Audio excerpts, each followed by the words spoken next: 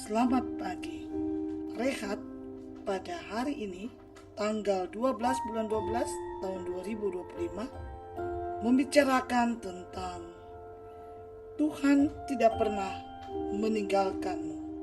Sebelum kita membaca merenungkan firman Tuhan, marilah kita berdoa.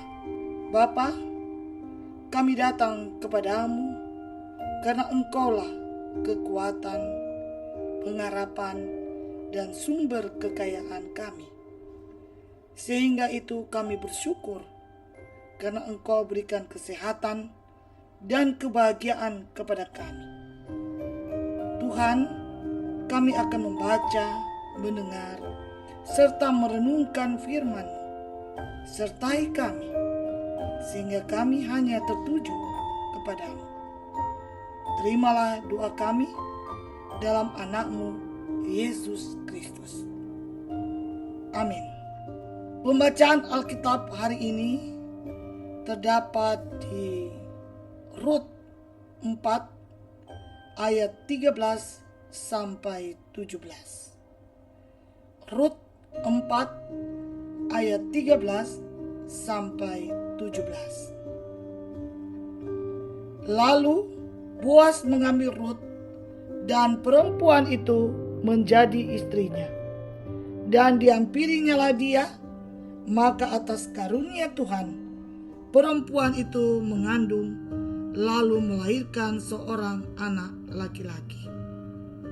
Sebab itu perempuan-perempuan berkata kepada Naomi, "Terpujilah Tuhan yang telah rela menolong engkau pada hari ini dengan seorang penebus.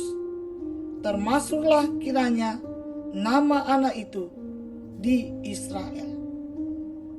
Dan dialah yang akan menyegarkan jiwamu dan memelihara engkau pada waktu rambutmu telah putih. Sebab menantumu yang mengasihi engkau telah melahirkannya, perempuan yang lebih berharga bagimu dari 7 anak laki-laki." Dan Naomi mengambil anak itu serta meletakkannya pada pangkuannya, dan dialah yang mengasuhnya. Dan tetangga-tetangga perempuan memberi nama kepada anak itu. Katanya, pada Naomi telah lahir seorang anak laki-laki. Lalu mereka menyebut namanya Obed. Dialah ayah Isai, ayah Daud. Amin. Renungan kita hari ini, Tuhan tidak pernah meninggalkanmu. Masa-masa berat dalam hidup karena ragam kesukaran dan kegetiran kerap membuat seseorang dengan gampang mengatakan, "Tuhan tidak peduli, Tuhan telah meninggalkan." Pada titik inilah banyak orang putus asa dan tidak lagi peduli akan Tuhan maupun akan firman-Nya. Orang akan menempuh hidup dengan jalan pikiran dan perasaannya sendiri, dan melakukan segala yang dianggap baik dan benar menurut pertimbangannya. Kepahitan hidup yang dialami Naomi telah membuatnya begitu kecewa dan amat terluka, sehingga dia berkata kepada kerabatnya, "Jangan panggil aku Naomi, panggil aku Mara, sebab Yang Maha Kuasa telah membuat hidupku pahit dan telah bersaksi melawan aku." Ini dapat dibaca dalam Rut 1 ayat 2 sampai 21. Tentu saja luka-luka batin yang dialami Naomi dapat membuatnya berpaling dari Tuhan. Tetapi apakah Tuhan sungguh meninggalkannya? Peristiwa tampilnya Boas sebagai penebus hak Elimelek dan Naomi serta kesediaan Boas untuk memperistri Rut yang kemudian melahirkan Obed baginya adalah wujud nyata bahwa sesungguhnya Tuhan tidak pernah meninggalkan Naomi ataupun meninggalkan umatnya. Lewat kelahiran Obed, umat sedang menyaksikan rencana Allah yang besar atas mereka dan atas bangsa-bangsa.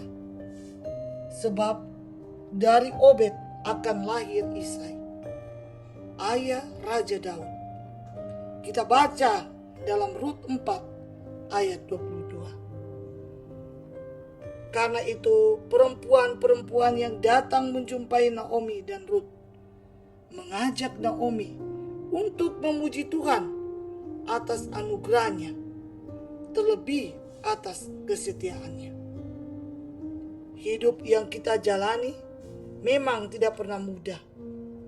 Kita bisa terluka, kecewa, sakit hati, dan geram dibuatnya.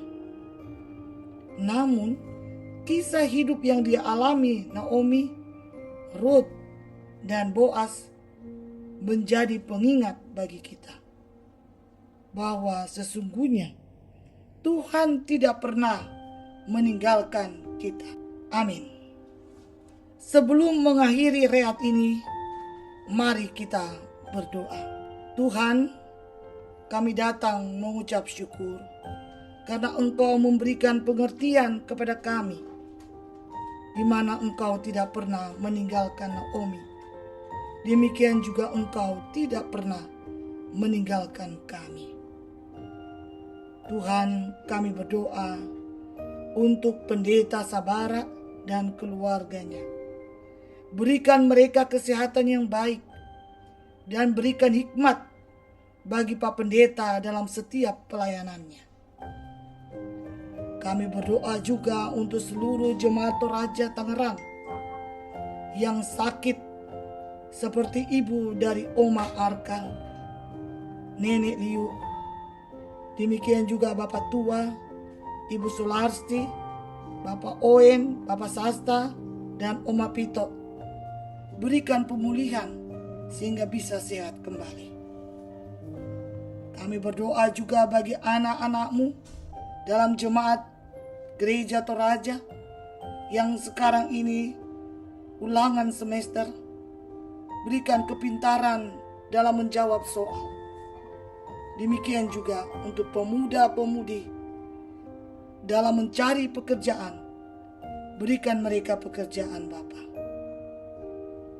Tuhan, kami berdoa juga bagi perjalanan jemaat-Mu yang akan berlibur Natal, baik di Tanah Toraja atau di tempat lain. Kiranya Engkau menyertai mereka dalam perjalanan dan selama di tempat liburan. Kami berdoa juga untuk pembangunan gereja kami di Lego. Tolong Tuhan, supaya kami dapat izin baik dari pemerintah dan masyarakat sekitarnya. Dan kami berdoa juga untuk dana pembangunan gereja. Cukupkanlah Bapa. Kami juga datang berdoa untuk saudara-saudara kami yang dilanda bencana alam di daerah Aceh, Sumatera Utara, dan Sumatera Barat. Berikanlah mereka penghiburan dan pulihkanlah mereka dari sakit dan trauma, serta berikanlah mereka makanan, pakaian, dan tempat tinggal yang layak bagi mereka. Ya Tuhan, dengarkanlah doa kami ini yang kami bawa beraskan anak-Mu Yesus Kristus, Tuhan kami. Amin.